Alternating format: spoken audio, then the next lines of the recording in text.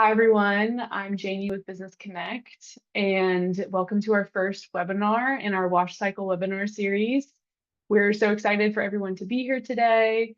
If you don't know, Business Connect is a social enterprise, and we're dedicated to providing life-enhancing solutions around the world. So one of our goals this year is just to learn more about the wash space, learn from experts, network, connect with our community. And we thought, what a better way than to host a few webinars this year. We have this one today, obviously, and then we have ones scheduled for August and September. So look out for invites to those with some more wash experts. And yeah, we're excited to have you. My name is Jamie Harris. I'm the head of research with Business Connect. I will be moderating most, if not all, of these webinars. And I studied environmental engineering at the University of Virginia, where I worked a lot with household water treatment. So in grad school, I was working to improve the performance of different water filters and water treatment tablets. And that's actually how I got introduced to Business Connect, because I was doing work in rural South Africa and I needed a way to get household water filters to my study site. And I was connected with Business Connect, and they helped to get the water filters to where I needed in this rural area. So I've experienced firsthand the expertise and helpfulness of Business Connect's supply chain and their work globally. And I just have a passion for universal safe drinking water. So I'm excited because today is about drinking water, obviously, but we also have webinars coming up with hygiene and sanitation as well. So we're going to learn alongside each other. I'm excited to grow my knowledge base and learn with you guys. Without further ado, I will introduce Gloria Magut. So Gloria is a public health researcher with Aquaya Institute. She has published this publication last year with her team, and you can use that QR code to find the publication and read along if you're curious during her presentation. But Gloria has done work with EWOG and Aquaya, and has presented at the UNC Water and Health Conference as well, where I was able to meet her in person, which was great. So Gloria, we're so excited to have you today. She's joining from Kenya, so it's later in the day for her. She gratefully joined us at 5 p.m. her time. So yeah, without further ado, I will let you take this away, Gloria. I'll stop sharing my screen so you can start sharing your slides. Thank you.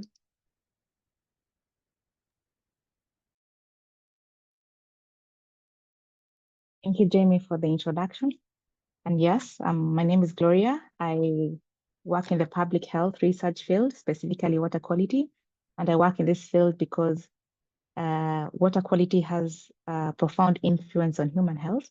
And over the years, I've really enjoyed seeing the link between water quality and human health in terms of research. And today I'm going to present my work. Let me just share my screen. So today I'm going to present my master's work that aims to dive deeper into the physical, chemical, and microbial quality of bottled drinking water sold in Embakasi Central, Nairobi, Kenya.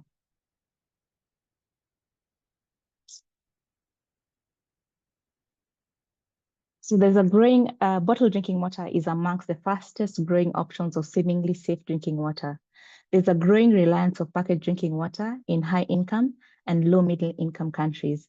There are so many primary drivers to this, and this includes better taste, better safety compared to tap water, perceived health benefits, distrust of municipal waste.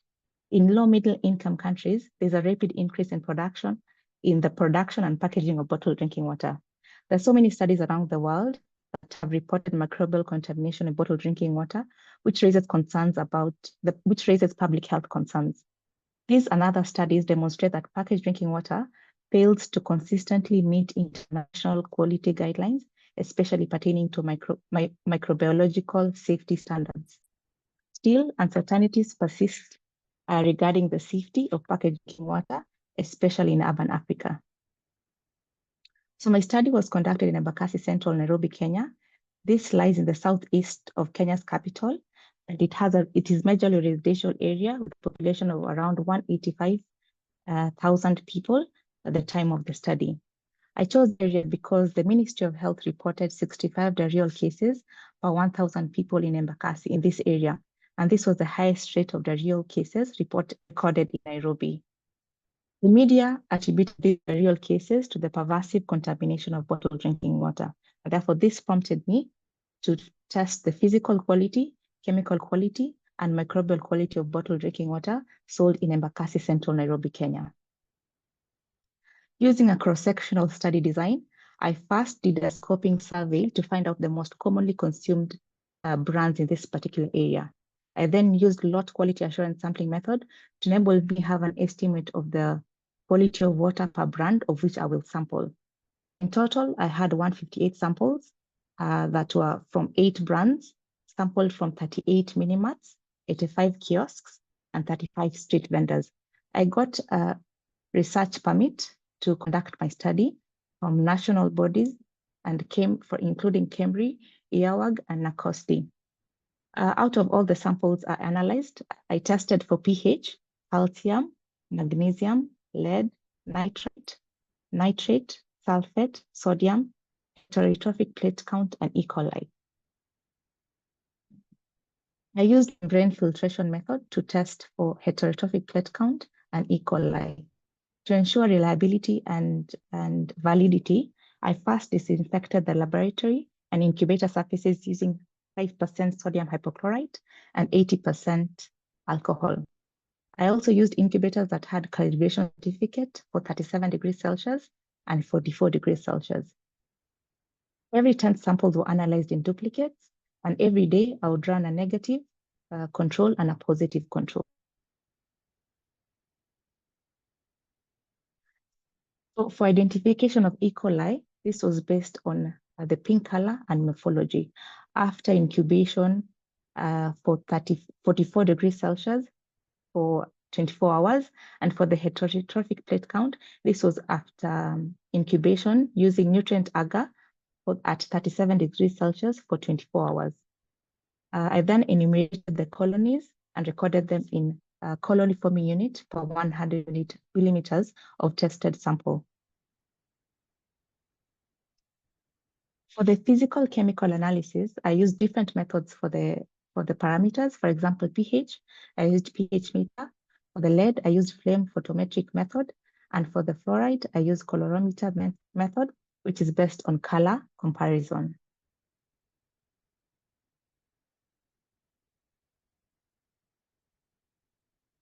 So into my results, the recommended threshold for packaged drinking water, specifically pH should be a range of 6.5 to 8.5. Out of the 158 samples that are analyzed, we had 53 that had pH value of less than 6.5, and we had 6 that had a pH value of more than 8.5. There's no public health concern to this, but however, this shows that there is operational effectiveness in the treatment processes. Other parameters that were tested: calcium, magnesium, lead, nitrate, sulfate, and sodium were within the recommended threshold. Looking at the table on my right, it shows the percentage of samples exceeding Kenyan guidelines, specifically for E. coli. The Kenyan guidelines require that there should be 0 growth. However, from my table, you'll find that out of all the samples that were tested, which were 158 samples, we had 12% that had 12% of the samples exceeding the Kenyan guidelines. We have brand 5, which had 20 samples. We had 30% of them that exceeded the Kenyan guidelines. The safer brand was brand 9, which had 0% of it that had E. coli contamination.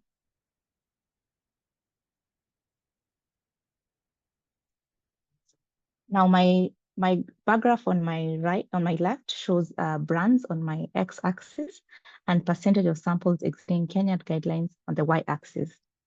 And the graph shows E. coli, fluoride, and any contamination. From the graph, you can see that brand 8 did not have any contamination for fluoride or E. coli. And looking at all the brands, you'll find that 13% of the samples exceeded safety threshold for fluoride, and you had 12% of this samples, all of them, that exceeded the safety threshold for E. coli. We have a brand 5 that had 100% of the 20 samples that exceeded the fluoride standards. And it had a mean value of 3.53 milligrams per liter. And from the Kenyan guidelines, it is required that it should be less than or equal to 1.5 milligrams per liter. For this, again, brand 5, we see that we had 25% of the samples exceeding the safety threshold for E. coli.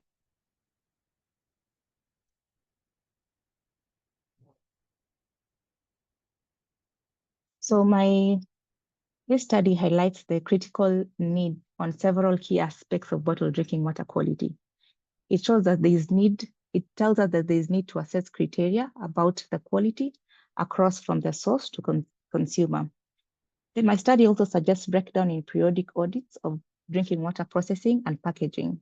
And it also provides evidence that bottled drinking water can contribute to the risk of local disease outbreak. My study also adds to the growing body of evidence that report on the microbial and chemical contamination of bottled drinking water. And of concern to the policymakers is the fluoride concentration that was highlighted in my study because of the public health effects it can have to the population.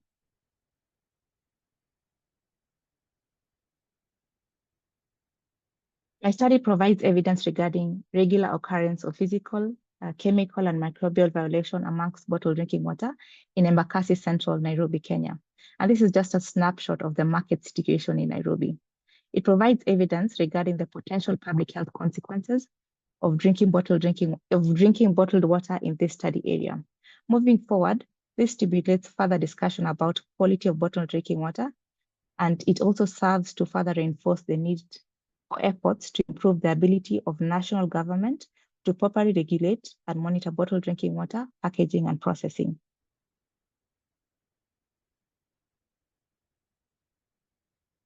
The recommendation to the policymakers is need for stringent operation monitoring and control of packaged drinking water. And there's also need for routine inspection of treatment processes and monitoring activities, especially in the packaged drinking water plants. There is need for active periodic surveillance and quality control of bottled drinking water. And the water safety plan should also include chemical contaminants such as fluoride. To the stakeholders, there's need for increased communication procedures and emergency response plans, because currently consumers remain uninformed about potential quality issues because water companies are not obliged to disclose their testing results to the public.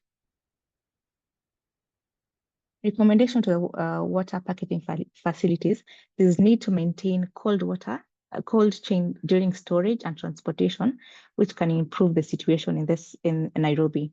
And from my study, you'll find that most of the vendors, which were the places I sampled the water, the bottled drinking water was stored on the shelves, and this were exposed to heat and sun rays, and this provides an environment for the bacterial regrowth.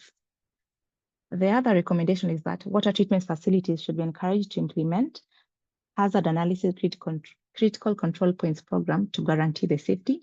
And there's also need to increase training among employees and water operators in the water treatment and bottling plants. And this increase in knowledge will make them have a better understanding of hygiene practices in the packaging process. There's also need for development and implementation of safety of SOPs, which will prevent recontamination during storage and transportation and handling.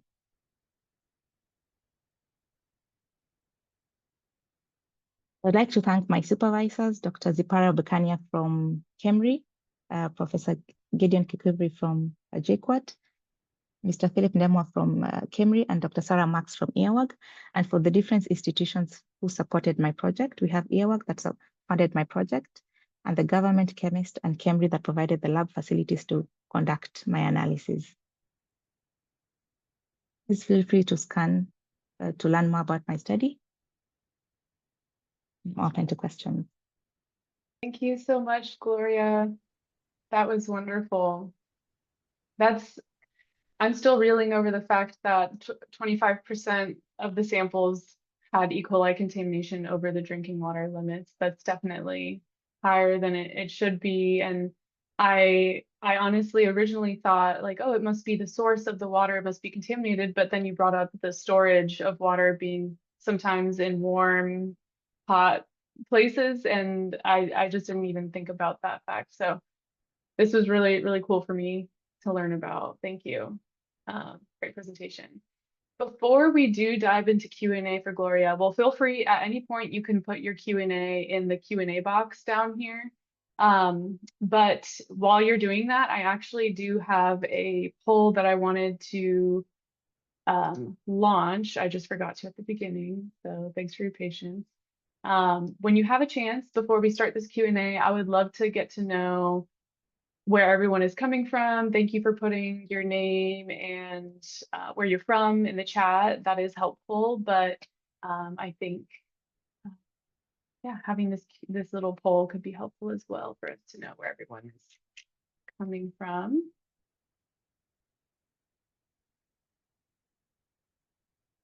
Give you a couple more, a minute there.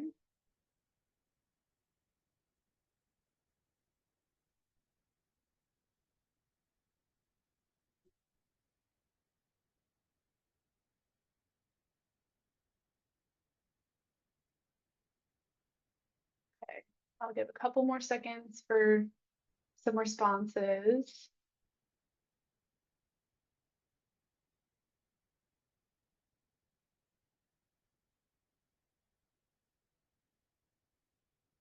If you're just joining us, welcome. Gloria did present her presentation, but we are about to enter into some great Q&A time. But in the meantime, if you can answer this poll, that would be helpful in us getting to know each other. So yeah, go ahead and end this poll, see.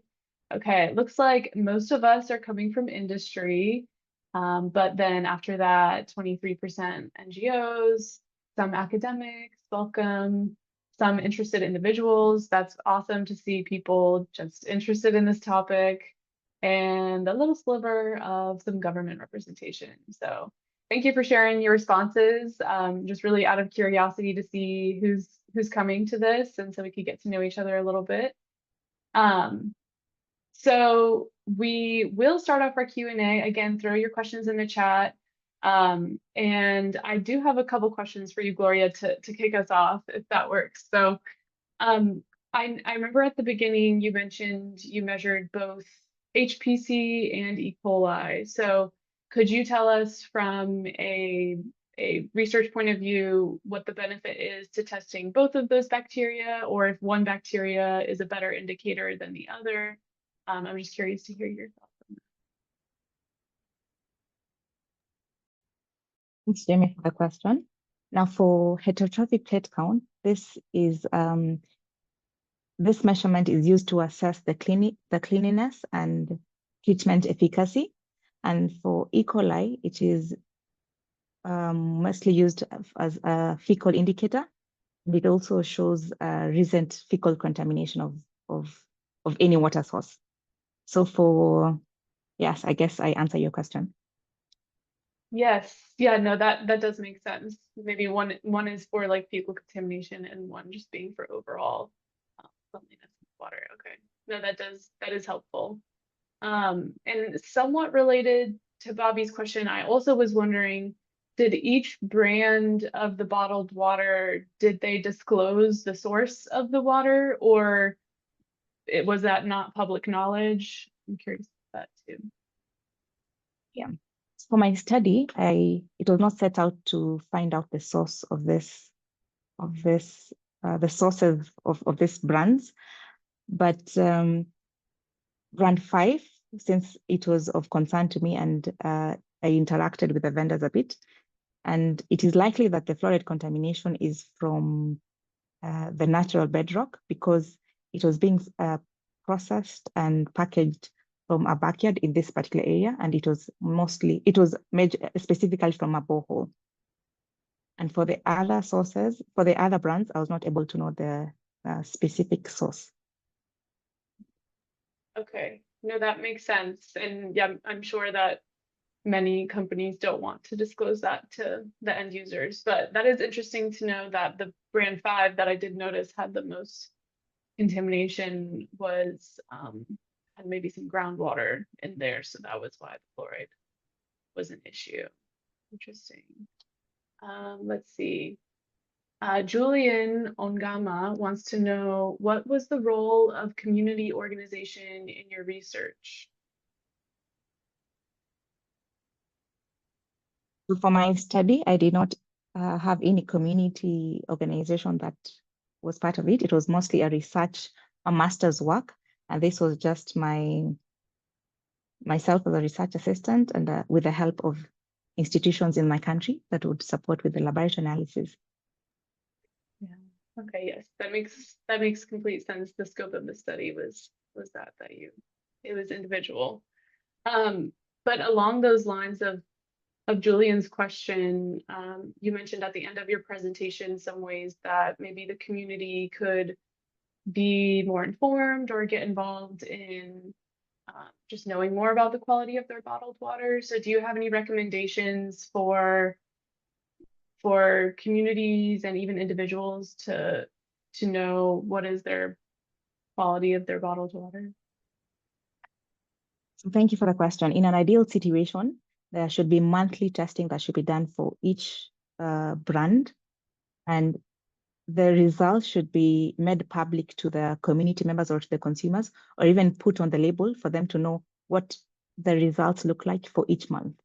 So for this for a community engagement that would work for this would be putting it on the label, or also using the radio or using the media to just tell them what the results for each month looked like.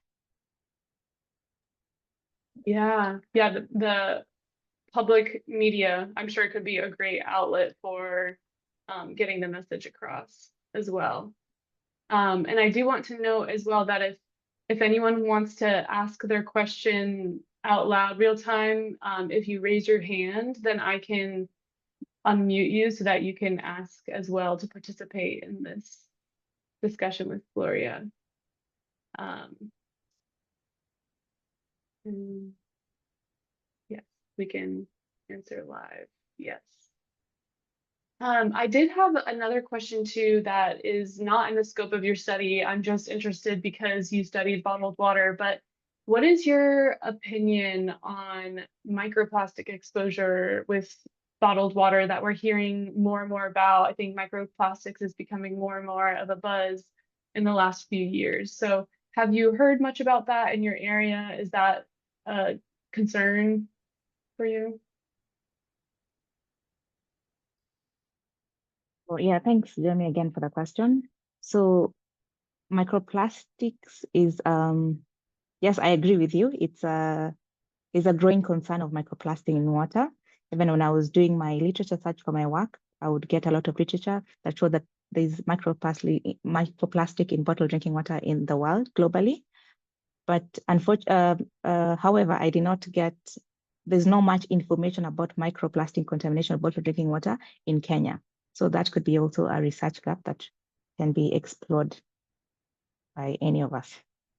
Yeah, that's so true. I think that could be a really cool project to see what is the microplastic contamination. I know eventually the ultimate goal is to figure out what are the health effects, both short-term and long-term, from microplastic exposure, but even just knowing if they are present in bottled water or even piped water, I think would be really, really helpful and interesting. Even in in other countries as well. Here in the States, it's not regulated either. So I think that could be interesting. I do see that Johannes Muenz asked, since Naivasha is a fluoridic zone, would it be possible to analyze bottled water from this region? I'm not sure. Do you know Naivasha, Gloria? Because if not, okay. Yes, I do. And it's Oh, great. on the Rift region. The Rift region is known to have fluoride contamination in most of its sources. So yes, I guess it's an opportunity to also assess of course, there's an opportunity to assess the fluoride contamination in bottled drinking water in this particular area. It's worth investigating. Okay. So is Naivasha near Nairobi as well? Maybe 2 hours from Nairobi. Okay, gotcha. I'm glad you're familiar because I was like, I don't know. Great, thank you. Oh, I have. Okay. Marcio, here, we'll answer this. Marcio is asking which authorities regulate tap water and bottled water in Nairobi and what contaminants are included in their regulations? Are the limits the same for bottled and tap water? Thank you for your question, Marcio. So we have the Kenya Bureau of Standards. That is the body that regulates and ensures that there is safe food and safe water is being provided to the consumers. And this one would be specific for the bottled drinking water. I actually approached them and told them about my work. And I'm guessing they made a few steps to help improve the bottled drinking water in the area. And we have piped water, yes, it's also KEBS, but we have a WASREP, which is, I'm forgetting the full name. WASREP is also, this one is for monitoring the water sources. You had KEBS that is used to monitor the piped water or packaged drinking water. Hope I'm answering your question. No, yeah, that sounds great. Thank you, Marcio.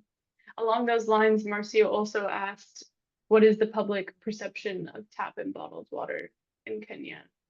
That's a good one that only you can answer for us.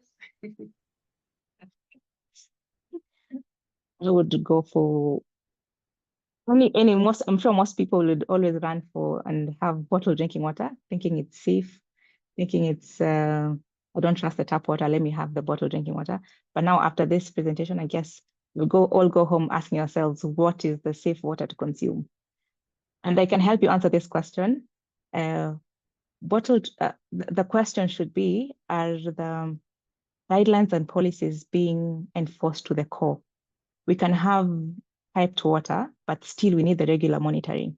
We can have bottled drinking water, but they still need to be monitored to ensure that whatever the consumer is consuming is safe. We can have piped water. We can have, water kiosks, but still we have the policymakers who should still monitor to ensure that the consumers are drinking safe water. Yeah, that's a great point that the source shouldn't determine if water is safe or not. We should be making sure that every source of water is meeting standards correctly. Yeah. No, thank you for that. Let me also add that we also have this household water treatment equipment that we have in the households. Yes, it is okay to have it, but still they need to be monitored to make the water continue being safe. Yeah, 100%. Even if you have an expensive water filter in your home, we have to make sure that it's actually doing what it says it's supposed to do, if it's being used correctly, maintained correctly, all of that. I completely agree. Thank you. Manuel Agate is wondering, are the levels of fluoride concentration enough for dental health, prevention of dental cavities, especially those that are below the maximum recommended level by the World Health Organization? Come up again, Jimmy. Oh, sorry. Question? Yes, so Manuel is asking, are the levels of fluoride enough for dental health if it's below the maximum recommended level? Yes, that is absolutely safe. So for the recommended threshold is less than 1.5, and this is cumulative of the water we drink. This is cumulative of the food we drink. So the 1.5 makes it safe, but anything above that and in continuous consumption is now becomes harmful to human health. It can cause dental fluorosis, skeletal fluorosis, and which affects our posture. Yeah, and that's a great point, Gloria, that we also are getting fluoride through food we eat and other exposures. So water is just one pathway for us to get fluoride. So if your water has too much and you're still getting it from other sources as well, then it's easier to go over that total consumption limit. So that is a great point. Thank you. David Kaler has a question, which I know David from UVA. Hi there. Thank you for a wonderful presentation, Gloria. Who typically purchases the bottled water in your study? Is it realistically available across the socioeconomic spectrum? Were these bottled providers mostly urban, peri-urban, or rural? Thank you. I was expecting that question. Now, out of the 8 brands that I sampled, we had one brand that is being supplied and distributed internationally and nationally, and and the other 7 brands are being distributed in this particular area only.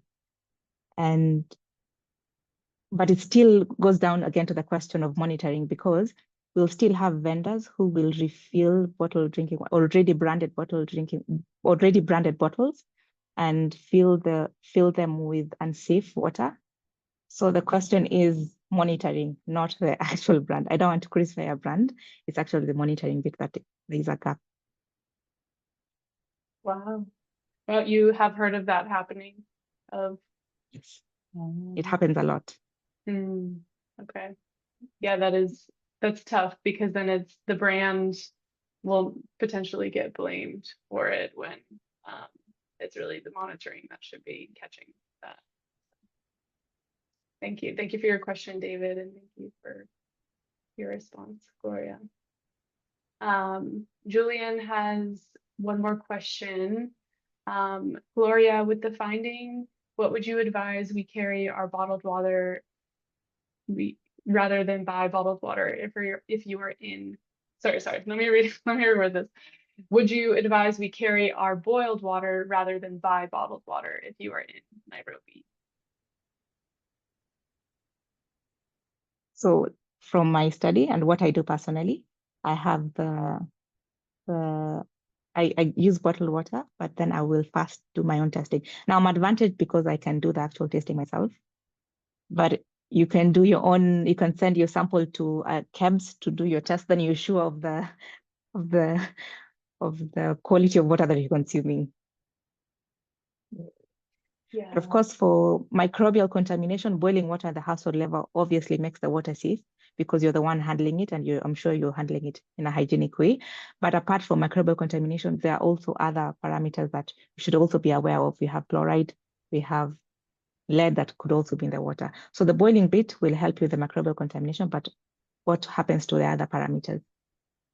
Yeah, no, that is fantastic to acknowledge that it's not always easily accessible to test your own water at home, but I know that microbial contamination is the #1 primary concern across the globe for most drinking water sources. So my unsolicited advice too is that boiling the water would be great for microbial contamination, but again, like Gloria said, lead and fluoride will not be removed from boiling the water. So that at that point, you will need some sort of filter or treatment product that can address those.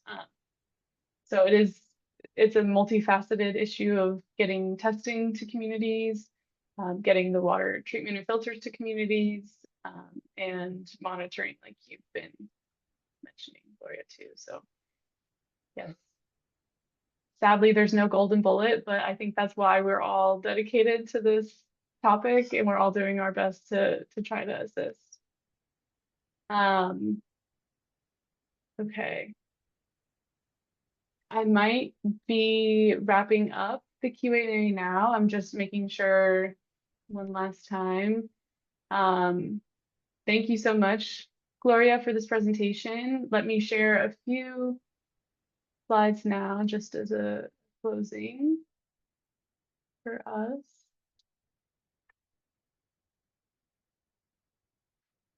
One second. Oh, guys, wait with me. I just want to close out by saying, thank you so much for coming to this webinar. We've really enjoyed learning from Gloria.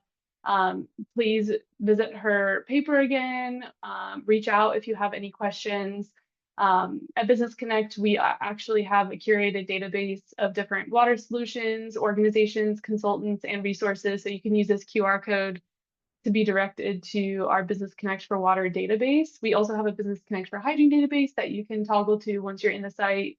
But specifically, I thought with this webinar, it would be relevant to see if you are in somewhere that you know there's fluoride contamination, like we were saying, or lead, boiling your water will not help. Actually, boiling your water could potentially make it worse if you have the specific contaminants. So, and in this database, you can find different solutions that are specifically designed to remove lead or specifically designed to remove fluoride, or you can find water test kits that are potentially available near you where you are. So yeah, thank you for joining. And if you would like to learn more about Business Connect as well, we would love to connect with you all. You can visit us on Facebook, LinkedIn, Instagram. My email was shared earlier in the presentation, but you're welcome to email me directly. I'd be happy to chat and further discussion, connect you with Gloria if that's appropriate. You can find both Gloria and I on LinkedIn as well on our personal LinkedIn. So again, thank you so much for coming, and I'll stick around just for a few minutes if anyone has any last lingering questions or comments or concerns, but we would love to see you again. We have a webinar August 12th and in September where we'll publish those dates and Zoom registration soon. So thank you so much.